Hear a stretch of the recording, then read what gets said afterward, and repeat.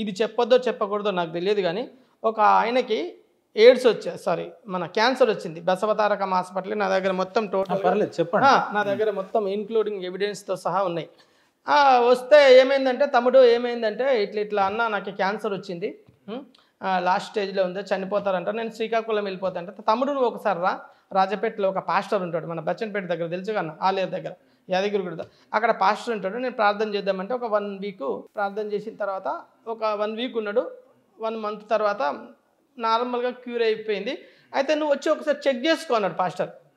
దేవుడు చేయని కార్యాలు అంటే డాక్టర్లు చేయని కార్యాలు చేస్తే నేను TV9 వాళ్ళకు ఫోన్ చేశాను. మరి అది పదం TV9 పనిలోకి ఫోన్ చేసి, సార్ ఇట్లా ఒక అబ్బాయికి క్యాన్సర్ వచ్చింది, ఇట్లా బిఫోర్ ఆఫ్టర్ ఇట్లా అయింది, నయమైంది, మీరు చూపిస్తారా మీ ఛానల్లో అన్నాను. అరే ఇట్లా చూపించమంటారు, ఇది చూపించన్నా వద్దా, మళ్ళీ ఫోన్ చేస్తామని చెప్పి పెట్టారు. మీరు చూపిస్తారంటే నేను అవి మీ ముందట ఉంచుతాను, చూపిస్తాను. దేవుడు చెయ్యని కార్యాలు, మనుషులు చెయ్యని, డాక్టర్లు చెయ్యని కార్యాలు యేసుక్రీస్తు ప్రభుల వారు మాత్రం చేస్తాడు. పరిశుద్ధాత్మ ద్వారా నమ్మకం ఉండాలి. అది నమ్మకం ఉన్న వాళ్ళకు తప్పకుండా